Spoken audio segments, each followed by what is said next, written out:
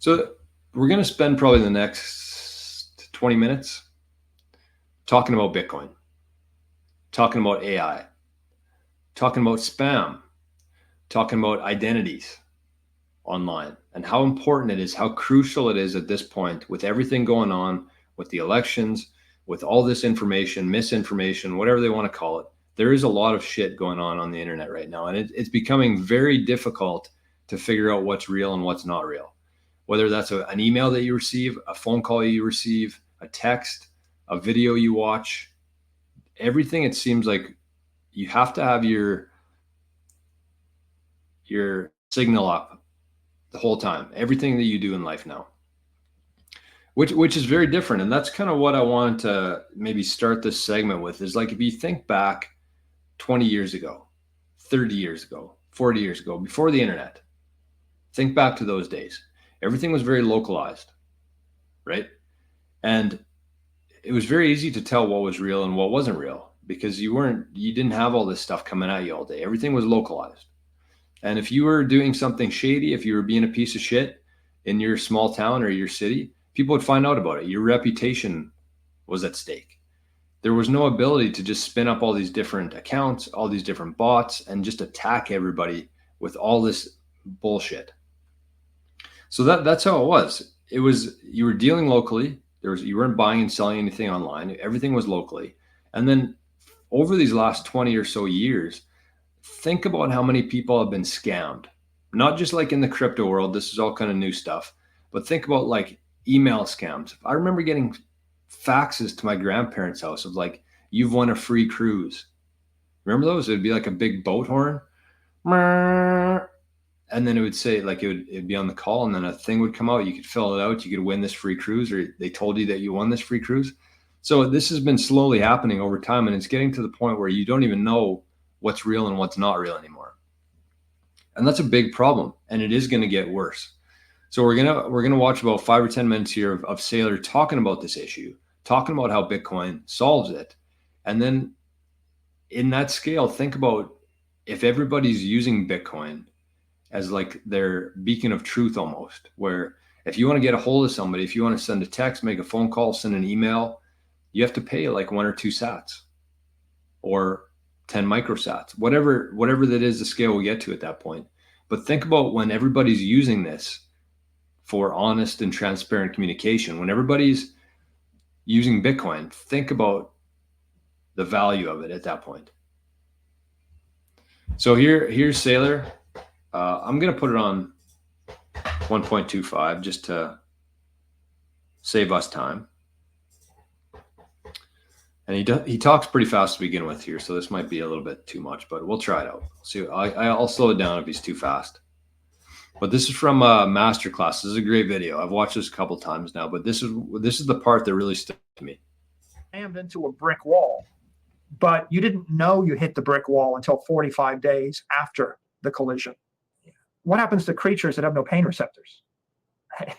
You get squeezed out of the gene pool generally because there's no feedback.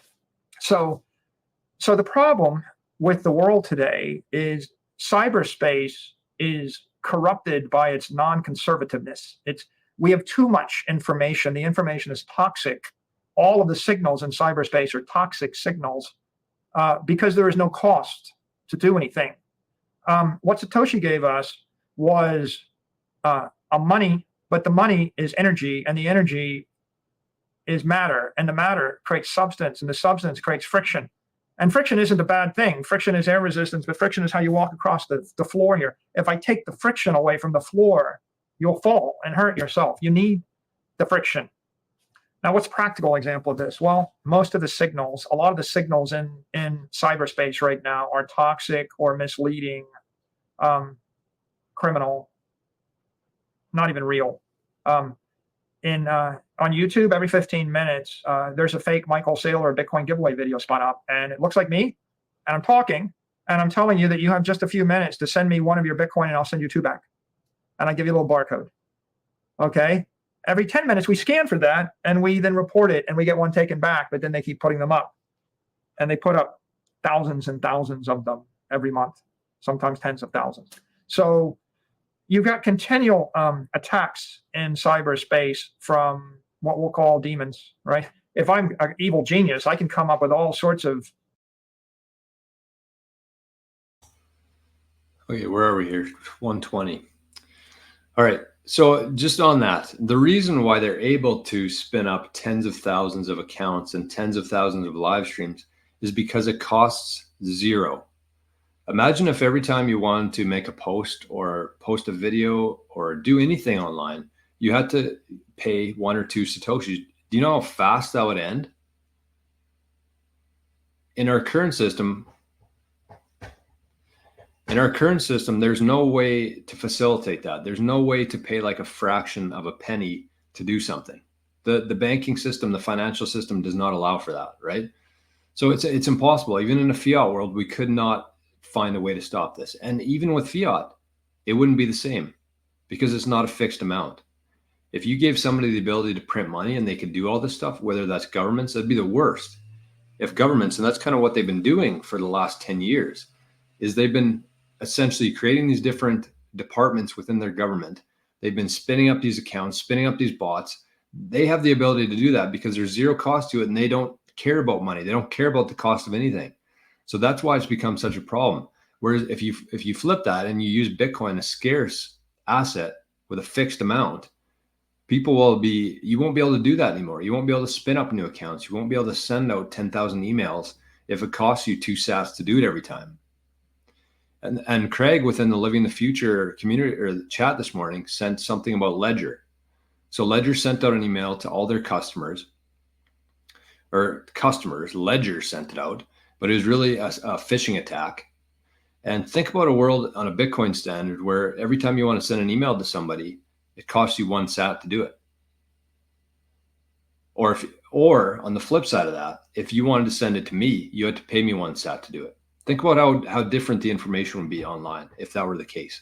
And we have the ability to do that now with Bitcoin, with micropayments.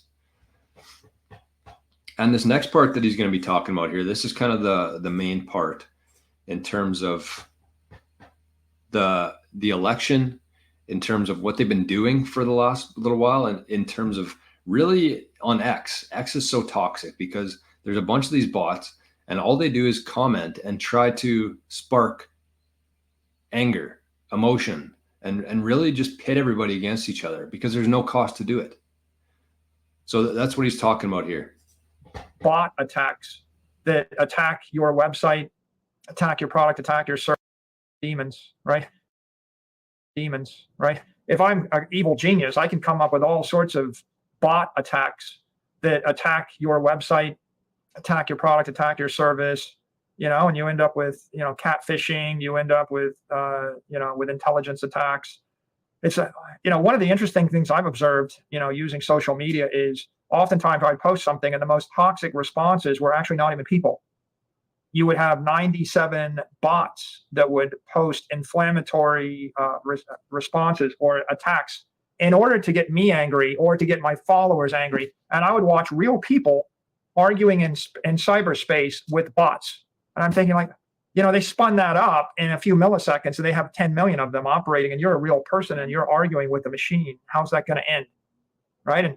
And I'm not a conspiracy theorist, but you can imagine if you wanted to actually bring the society to its knees, you would have leftist bots that are attacking those on the right, rightist bots attacking those on the left, people of one race attacking people of the other race, and you would just sow racial division, class division, ethnic division.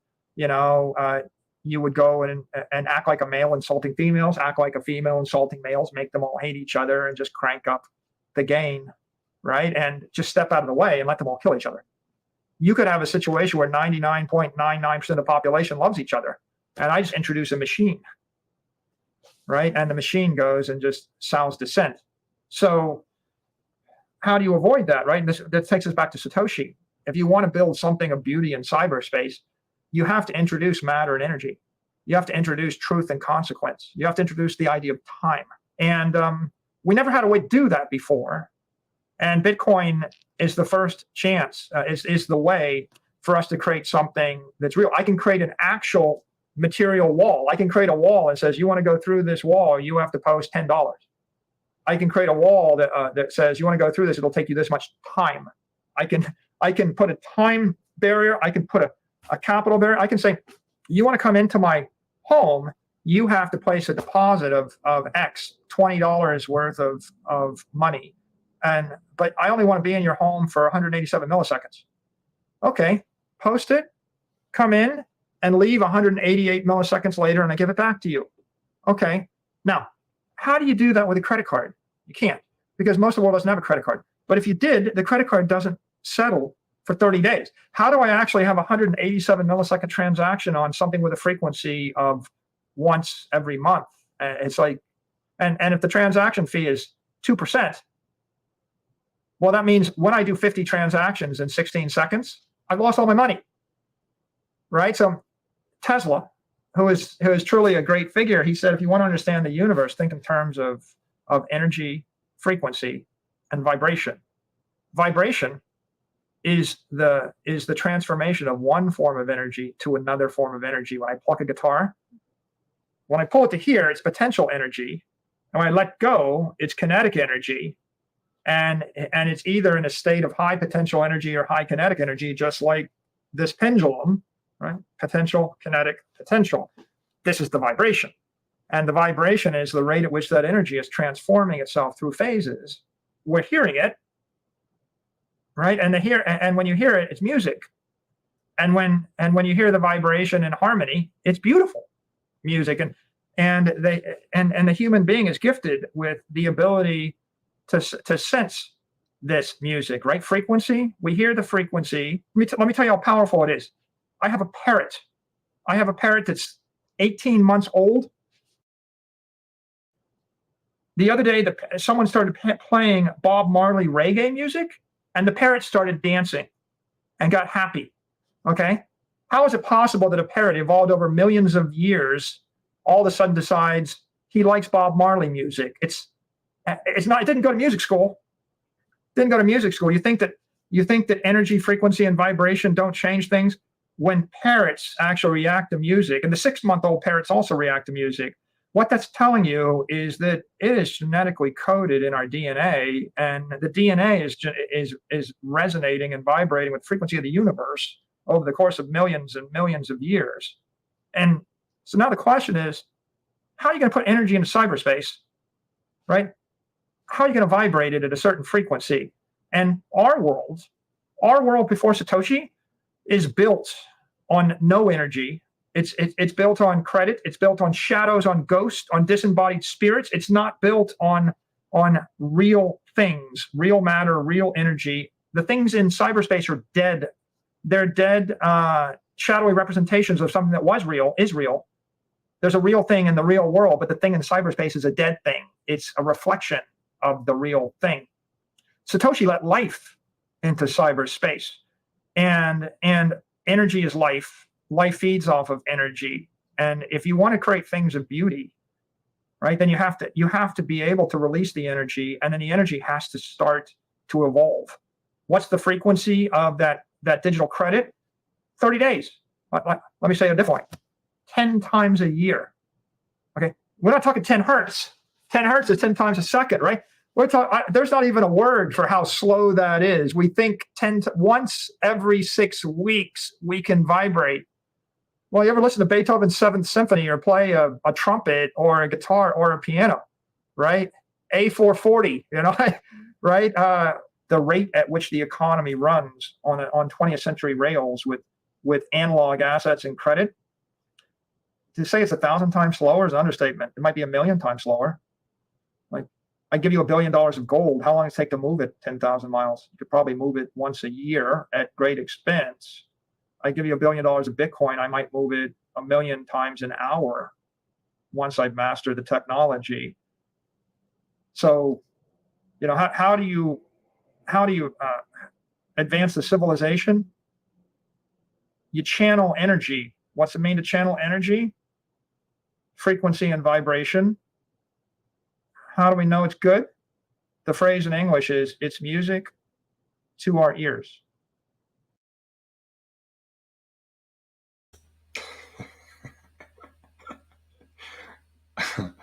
Look at this guy. Look at this pose. Like, this is how far ahead of everybody he is right now. He's doing an interview like this. This would be me, like, this would be like me showing up to the show like this.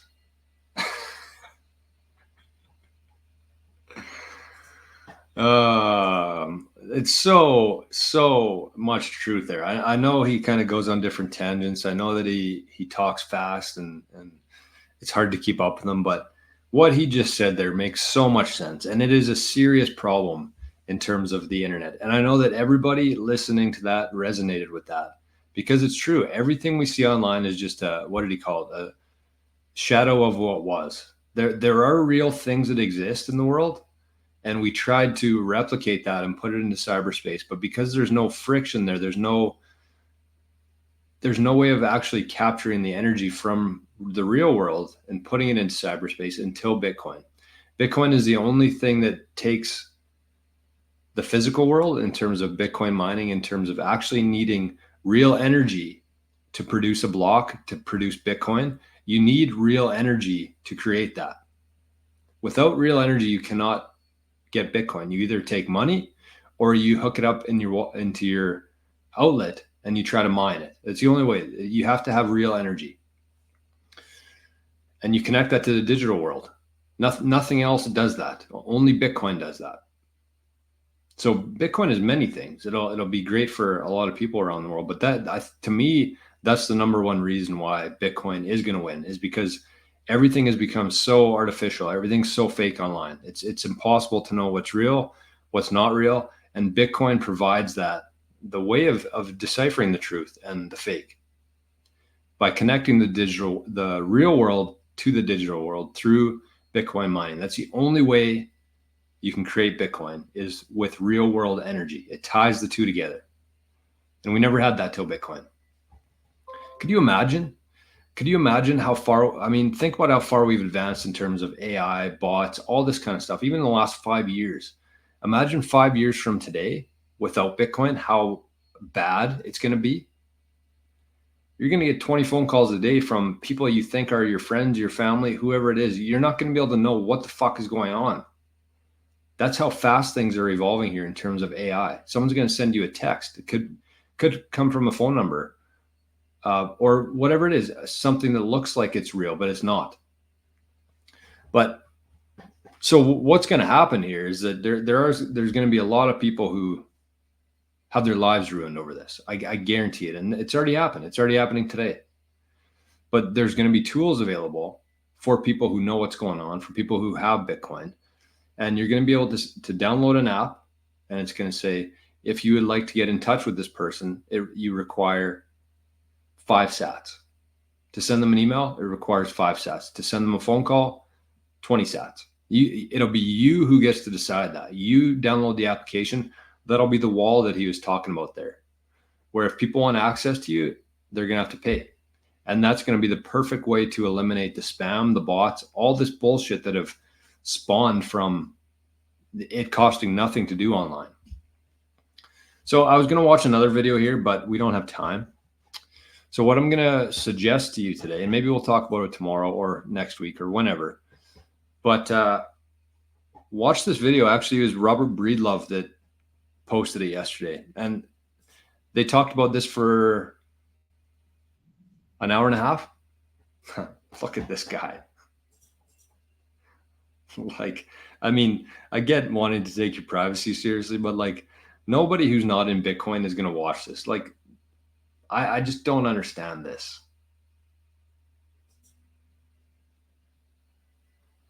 But anyways, if you can get past that Tron looking guy, it was a really good conversation about Web 5, about Bitcoin, about spam, about our new digital identities online, and how we're going to be able to basically navigate without anybody knowing what's going on because of Bitcoin.